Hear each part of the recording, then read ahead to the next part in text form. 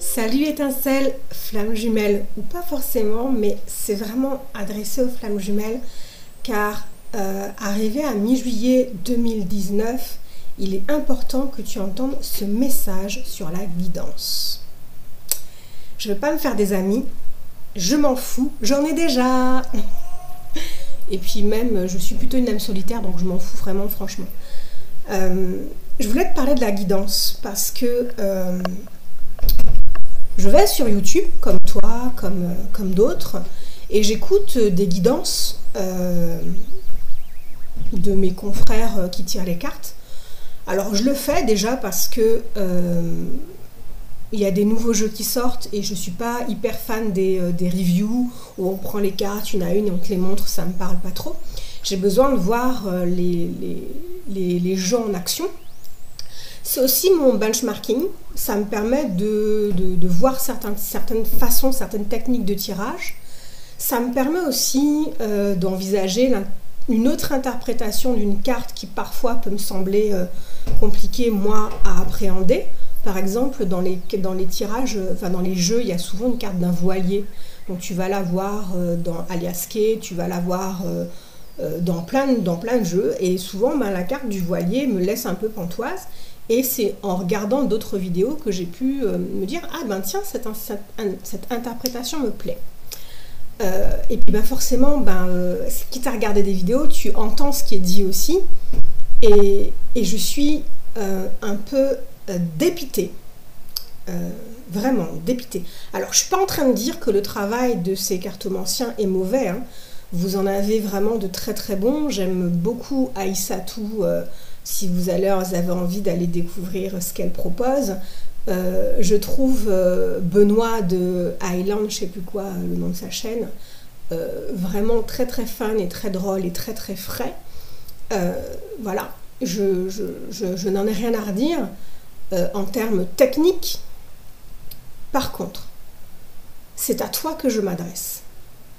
Quel besoin as-tu d'aller régulièrement, plusieurs fois par semaine,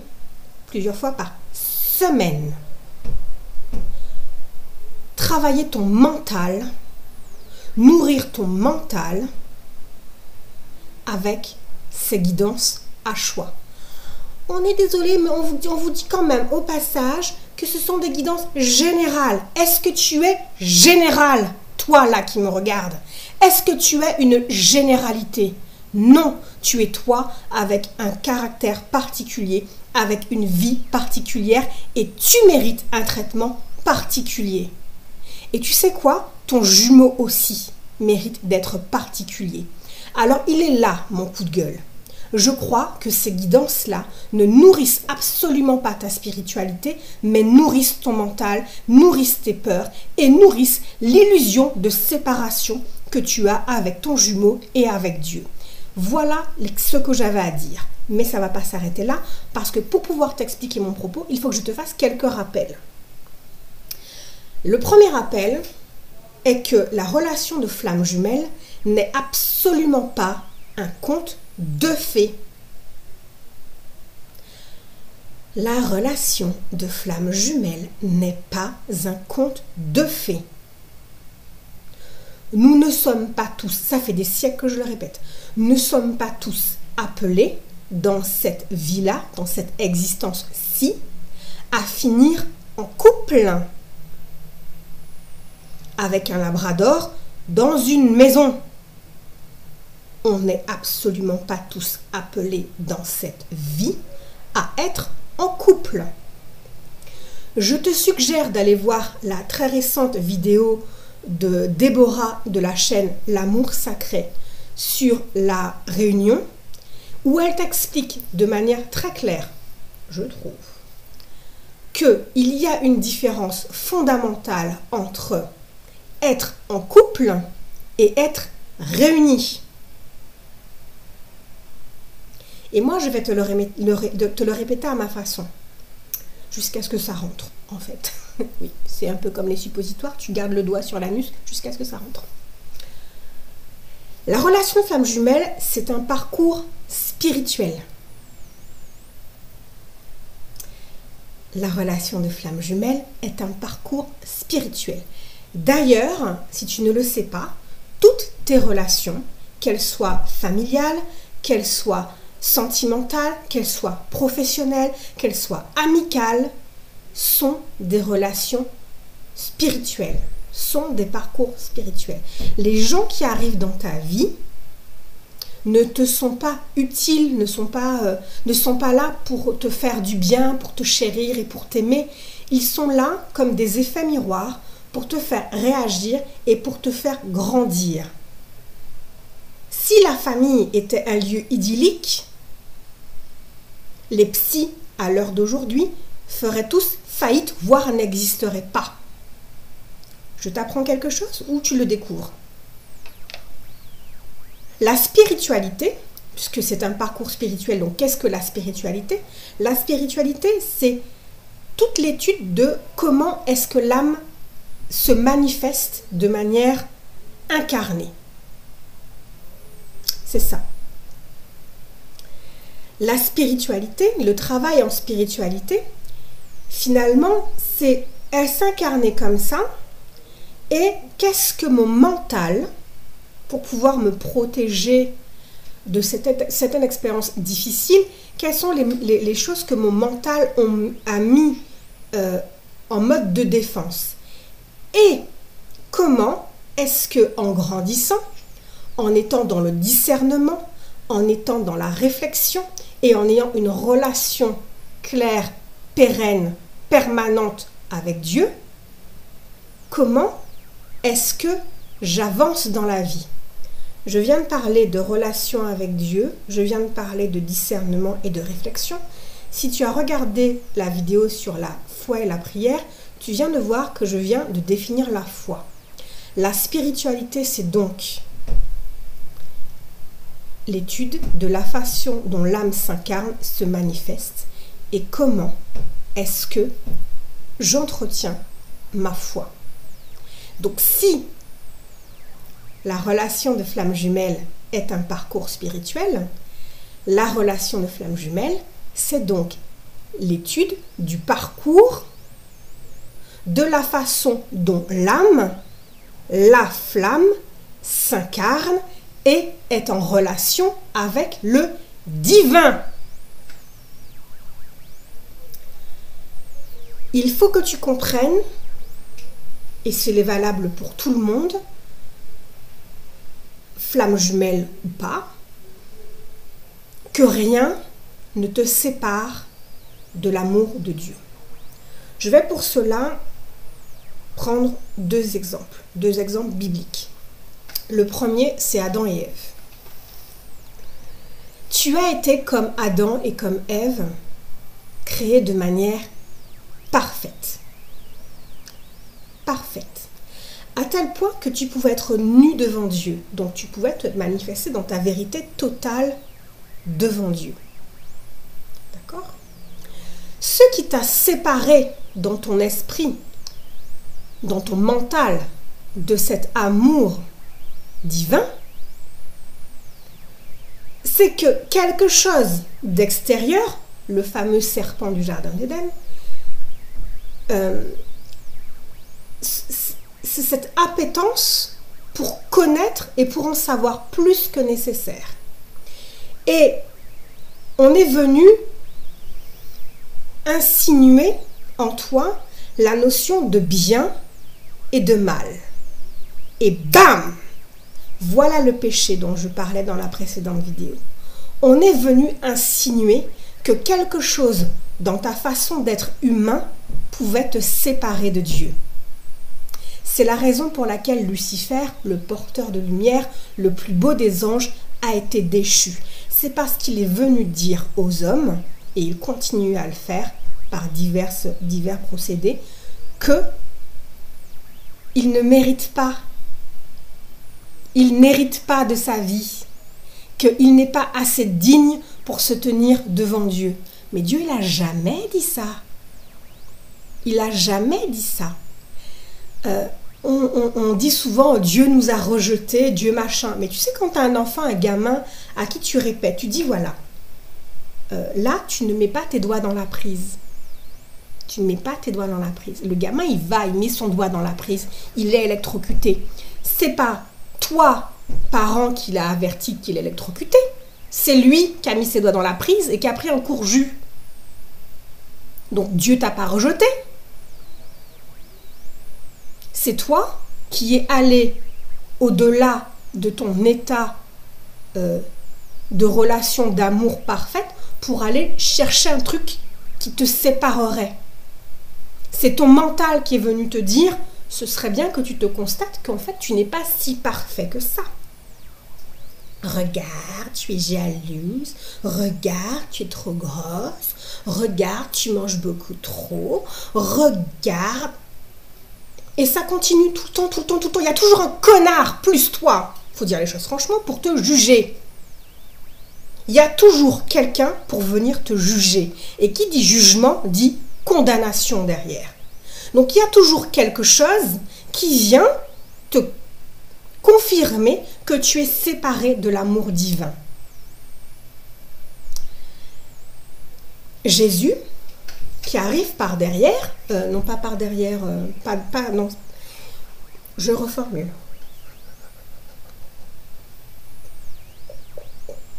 Si tu ne me connaissais pas, tu découvres que je peux vraiment avoir un humour de merde. Et qu'en plus, je me fais rire toute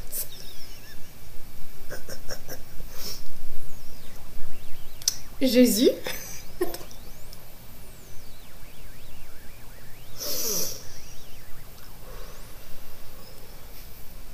Il y a eu cette histoire de séparation initiale. Avant Jésus, pendant plusieurs siècles, on a annoncé, donc les gens qui prophétisaient, qui priaient, etc., ont annoncé la venue de ce Jésus, de ce prophète particulier, de cet enseignant particulier. Et Jésus, il va vivre une expérience, alors, on y croit, on n'y croit pas. Je t'apporte simplement un enseignement et une proposition de méditation. Jésus, il est arrivé en expliquant qu'en fait, il n'était pas venu juger qui que ce soit.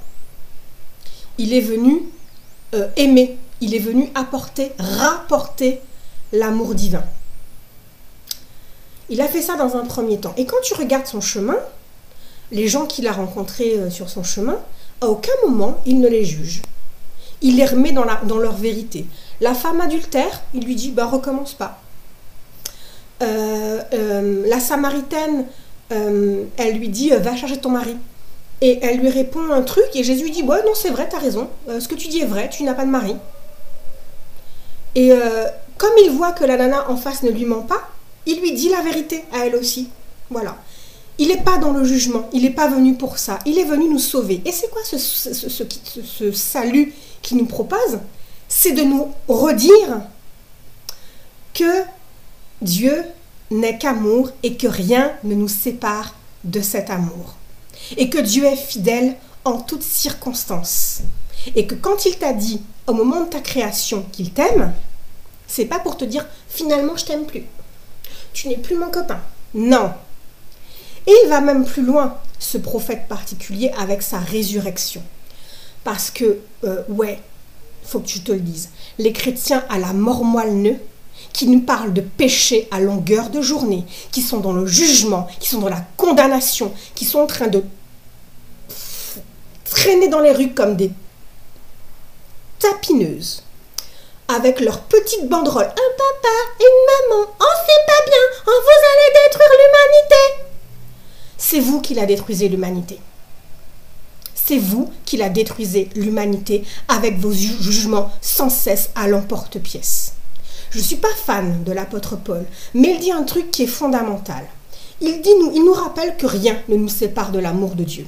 Et il nous dit une chose encore, c'est que depuis Jésus, on n'est pas sous la loi, on est sous la grâce. Et il a un raisonnement qui est très intéressant, qui dit que la loi fixe des règles et fixe la sanction de ces règles-là. Et donc, s'il y a une loi, s'il y a une sanction, c'est qu'il y a un jugement. Or, si Jésus n'est pas venu juger, ce n'est pas encore l'heure du jugement. On est sous l'ère de la miséricorde. La miséricorde, c'est l'amour qui est capable de tout pardonner. Et cet amour qui est capable de tout pardonner se résume à Jésus-Christ sur sa croix, dans son sacrifice, à la mort de tous ces ces petits trucs-là qui nous séparaient, la mort du mental, la mort de toutes les douleurs qu'on peut avoir sur notre corps, la mort de ce regard-là, la mort du mensonge, etc., etc., la mort de l'hypocrisie, bref, tout ça c'est mort. Et Jésus revient. Et c'est cet exemple-là que nous sommes censés aller donner au monde, aller dire. C'est ça la bonne nouvelle que nous sommes censés proclamer quand on est chrétien tous les dimanches. Que le péché n'existe plus. Ton chemin de flamme jumelle, il est là. Comprendre que tu as une relation particulière à Dieu. Comprendre que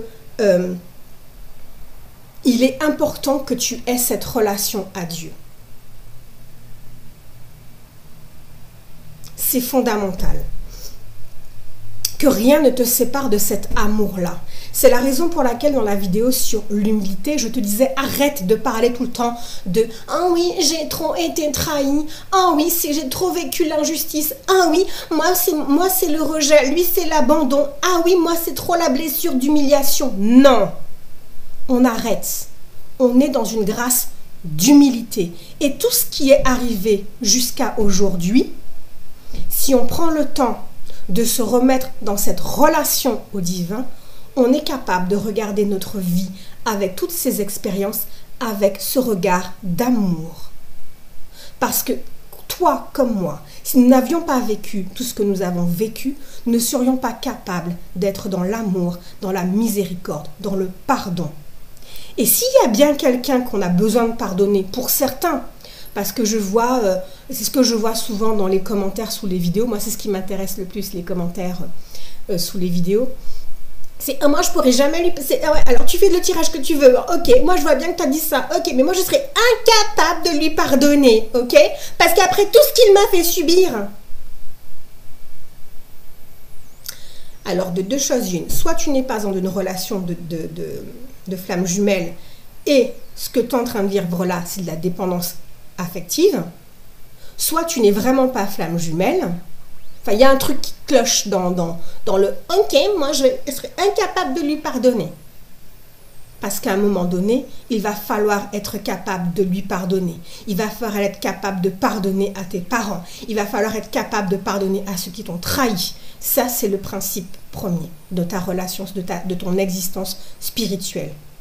C'est de pardonner, de laisser partir, de te décharger de tous ces fardeaux-là pour que ton mental arrête de tourner comme un teubé et d'être revêtu de tranquillité, de pureté et de sérénité.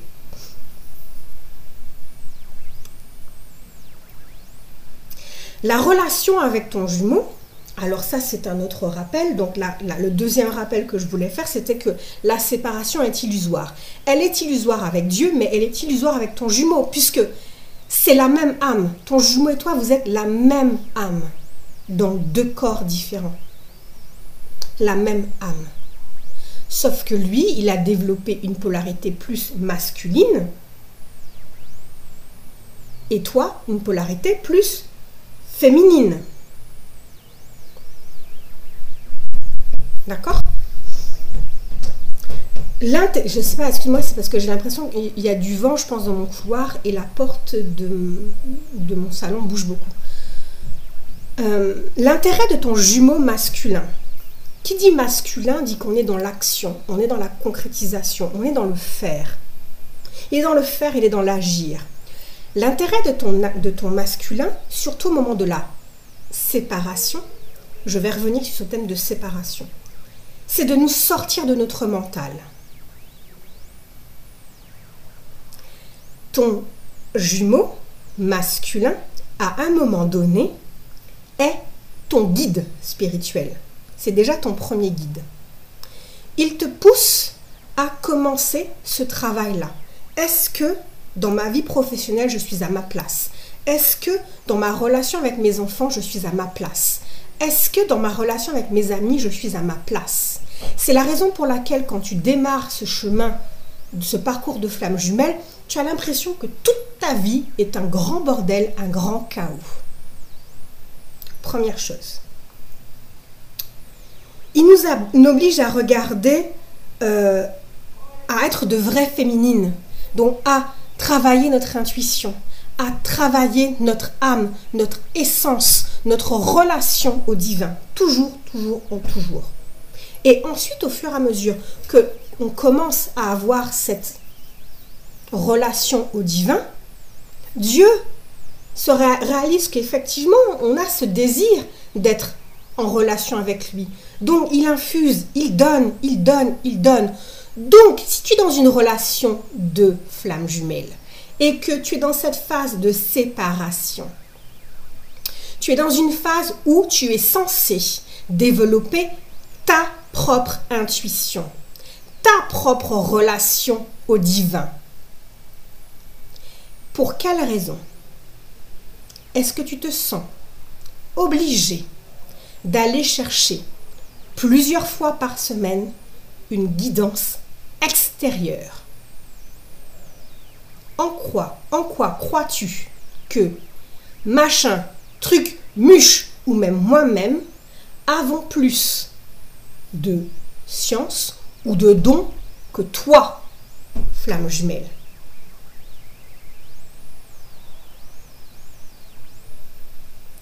Et je vais un chouïa plus loin.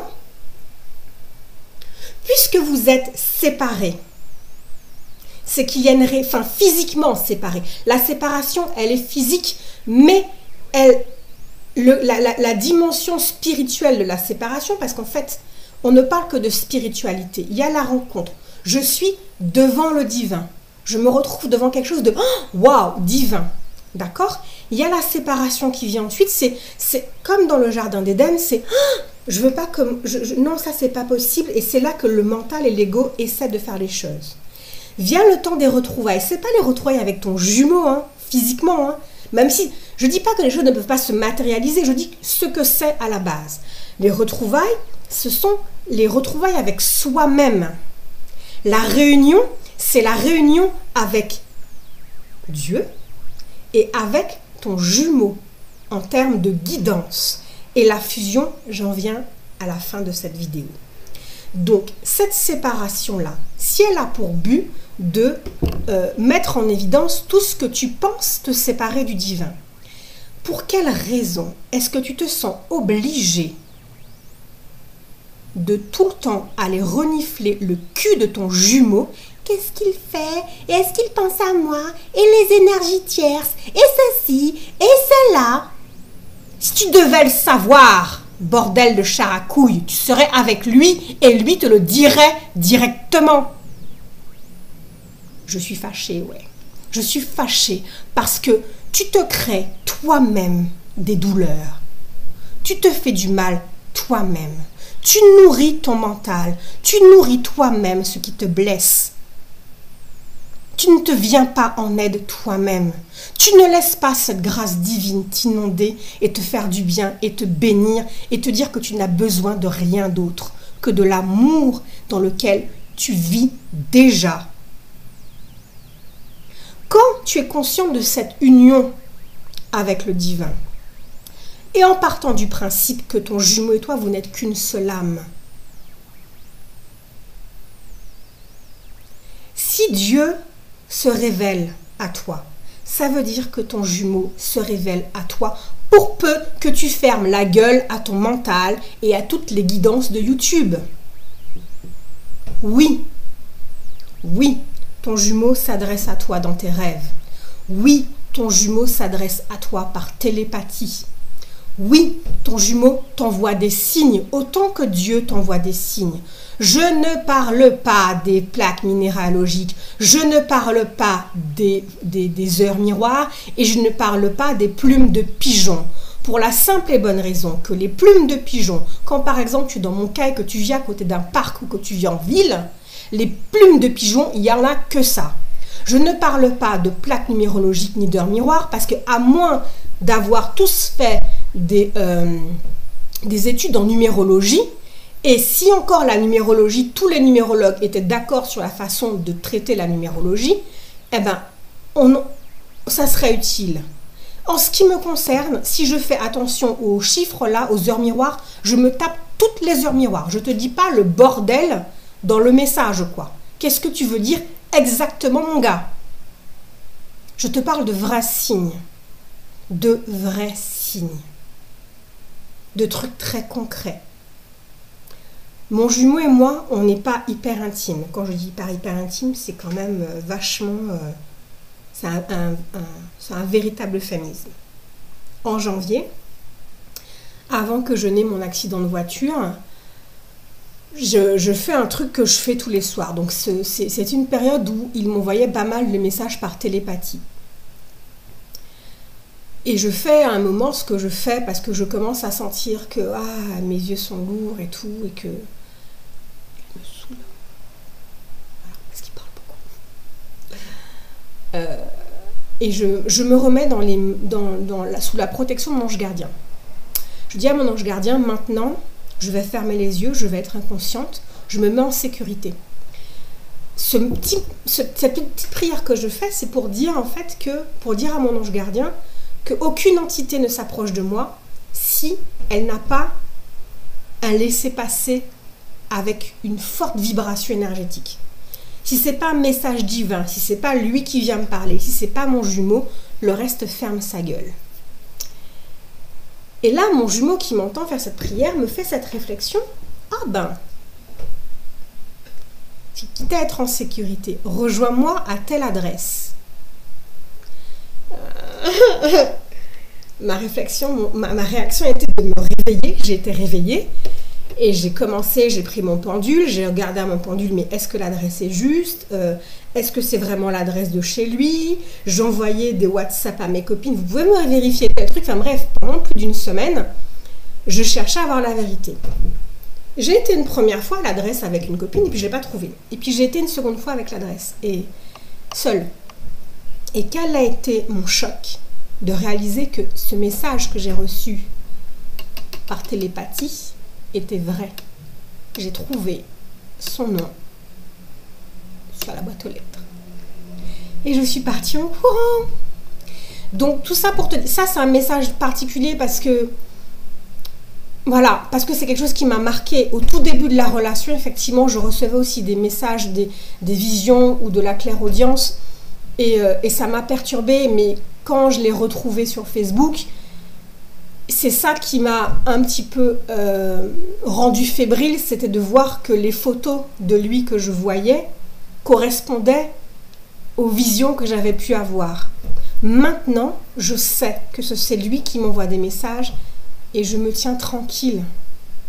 Je me tiens tranquille. C'est une conversation d'âme à âme, tout comme dans la prière, j'ai une conversation de mon âme avec l'âme, avec l'esprit divin, avec l'âme de mon âme.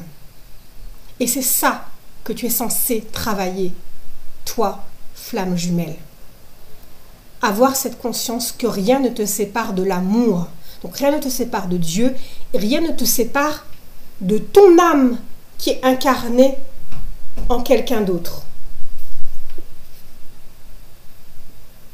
Donc en accueillant notre guidance, en accueillant notre propre guidance. Lui, en début, au niveau de quand il y a eu la séparation, il a impulsé quelque chose. Il nous a guidés vers ce qui devait être... il nous a dit, voilà, il y a un truc là, il y a un truc là, il y a un truc là. Pour pouvoir créer cette alchimie-là et passer de la blessure vers la grâce. On a bien travaillé. On est normalement présente, mais vraiment sur notre chemin de vie. On est censé avoir appris à s'aimer. On a repéré les choses qui nous faisaient rentrer dans cette logique de séparation et on est arrivé à leur dire non, c'est faux, je reconnais que c'est une erreur. On devient à ce moment-là, on reçoit cette guidance divine et on devient, nous, à notre tour, guidance de notre jumeau. On devient guidance de notre jumeau. Parce que, comme c'est une seule âme, si le message arrive à l'un, il arrive à l'autre. Quand je ferme ma bouche et que j'arrête d'aller voir 3 fois, 4 fois par semaine les guidances de trucs, muches et de bidules, que Dieu les bénisse. Ce n'est pas leur travail qui est en cause, c'est toi qui mets les doigts dans la prise et qui te fait électrocuter. Quand je veux voir les guidances de trucs mûches et bidules, qui me parlent de généralité et qui me frustrent profondément, je me coupe de cette guidance divine qui a des choses particulières à me transmettre pour mon jumeau. Je me coupe des prières, des requêtes, des supplications de mon jumeau. Et je ne peux pas, toujours dans la prière, toujours dans l'amour, dans ce lien-là, je ne peux pas lui transmettre l'amour et lui dire « rien ne te sépare de l'amour divin et rien ne te sépare de moi ». Je ne peux pas l'aider à progresser sur son chemin. Je ne peux pas l'aider à me rejoindre et à équilibrer notre flamme. Ce fameux alignement dont je parlais dans la première vidéo sur les flammes jumelles, c'est un alignement Dieu, féminine. Féminine, masculin. Masculin, pour l'instant, il est encore un peu là. La fusion, la fameuse fusion sur laquelle on fantasme depuis plusieurs années, c'est quand masculin, il est là. Et quand il est capable de recevoir directement la guidance. Comment c'est possible si tu ne fais que nourrir ton mental?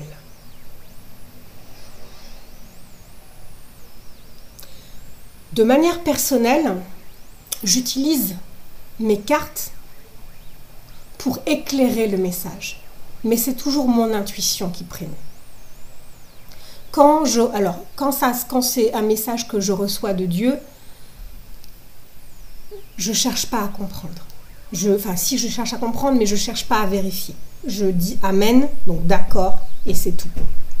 Quand c'est un message qui me vient de mon jumeau, il peut m'arriver de ne pas forcément comprendre le truc, parce que, voilà, il y a beaucoup de choses de l'ordre du concret, de matériel, etc. Il y a des choses qui ne sont pas forcément claires, et oui, je vais faire un tirage. Mais j'ai entendu, ça me permet simplement de l'entendre, de préciser ce qu'il veut me dire. Je ne suis pas en train de... Qu'est-ce qu'il fait? Qu'est-ce qu'il devient? Est-ce qu'il a quelqu'un? Je n'en ai rien à foutre, réellement, rien à battre de savoir s'il est marié, s'il a un chien, s'il vit encore à côté de chez moi. Je m'en tape. Parce que l'essence de ma relation à mon jumeau n'est pas là. Et ce qui est valable pour moi, est valable pour toi aussi, flamme jumelle. Notre mission commune est de manifester au monde entier l'amour et la miséricorde divine. Chacun, chaque flamme, avec ses talents et ses dons propres. Arrête de lui sentir l'arrêt des fesses tout le temps avec des guidances à la con. Je suis sévère avec toi. Je suis intransigeante avec toi. Mais je crois que là maintenant, c'est nécessaire que tu puisses entendre ce message-là. Dans un premier temps, affine ta guidance intérieure. Parce que j'entends déjà les questions. Oui, mais comment tu arrives à définir la différence entre ce que tu reçois de Dieu et ce que tu reçois de ton jumeau? En fermant ma gueule. C'est réellement ça, en fermant ma gueule. En travaillant la louange, en travaillant la prière, quelle que soit la forme de prière, en travaillant ma foi. Alors je dis travailler, tu as l'impression que c'est un truc hyper chiant. C'est simplement une persévérance. Oui, il peut y arriver des moments dans ma vie où je n'ai pas envie de prier, où je n'ai pas envie de louer. Mais ne pas louer, ne pas prier, c'est moi-même, c'est de moi-même couper la relation à Dieu. Ça te coûte que dalle de prendre 2 minutes dans ta vie quand tu vas aux chiottes, parce qu'on est toujours en train de se dire « Ah, il faut me m'agenouiller, il faut que je me mette dans un état. » Non, quand tu vas aux chiottes ou quand tu es en train de manger ou que tu prends ta douche, tu te brosses les dents, tu as 2 secondes et demie pour avoir une pensée pour Dieu, quoi. Ça te coûte que dalle. On te demande pas d'aller mettre des bougies partout, mettre de l'enfant, faire des bols tibétains. On te demande pas tout ça, quoi. C'est un cri du cœur. Et si réellement tu veux un rituel, je te le redis, ma vidéo, ma chaîne Spotify a des chants de louanges dessus que tu peux prendre, que tu peux écouter, que tu peux mettre en bruit de fond si tu veux. Peu importe. Il n'y a que dans ce silence de ton mental que tu peux créer une relation d'amour, qu'elle soit avec Dieu ou qu'elle soit réellement avec ton jumeau. Il n'y a que dans cette présence du divin, dans cette lumière qui vient et qui descend dans ta vie, que tu peux réellement réapprendre à t'aimer. Cette lumière-là, elle va aller éclairer les zones d'ombre que tu as envie de cacher tout le temps, tout le temps, tout le temps. Qui te font honte. Mais c'est important d'aller les visiter et de leur donner de l'amour pour être vrai. Et quand tu sais avoir ce regard d'amour sur toi, tu sais l'avoir sur ton jumeau et tu sais l'avoir sur le monde entier. Parce que, permets-moi de citer de nouveau Jésus, la loi, si tu viens, il va y avoir une loi à respecter. C'est tu aimeras ton prochain comme toi-même. Si tu ne sais pas t'aimer en plénitude, tu ne peux pas aimer l'autre en plénitude. Ouais, la manif pour tous, c'est bien ce que je suis en train de dire. Tu es incapable d'aimer les gens. Si tu n'es pas capable de les regarder avec amour, c'est que tu n'aimes pas toi-même. Donc chut. Bisous. Et c'est valable pour tellement de situations dans nos vies. Tellement de situations dans nos vies. Donc, toi qui me regardes, je t'invite réellement à créer ou renouer ou persévérer dans ta relation au divin. Je t'invite, non pas en le harcelant ou avec des messages, etc., etc. Quand est-ce que tu reviens? Est-ce que tu m'aimes, machin? Ou avec des guidances qui ne servent à rien tellement elles sont générales. Je t'invite à créer cette relation spirituelle, cette connexion spirituelle avec ton jumeau. Ça passe par la foi, ça passe par le silence et ça passe par la miséricorde. Amour plus pardon. Si tu as besoin d'une guidance, pas d'un truc général, d'un truc qui te soit propre, tu peux prendre rendez-vous avec moi. Tu peux prendre rendez-vous avec les autres là qui font des trucs généraux sur YouTube. Je suis pas en train de dire que leur travail est mauvais. Hein. Moi-même, j'ai reçu une guidance en janvier avec Aïssatou et j'en suis profondément enchantée et ravie. Je l'ai même recommandé sur la page de Sakti. Donc je n'en ai pas honte. Mais c'est un truc privé. D'accord ? Donc si tu as besoin d'une guidance, si tu as besoin d'un accompagnement, tu as besoin d'être aidé dans ton discernement, tu as besoin d'être soutenu, tu peux demander aux autres ou tu peux venir me demander un rendez-vous afin qu'on travaille ensemble sur tes spécificités. Voilà.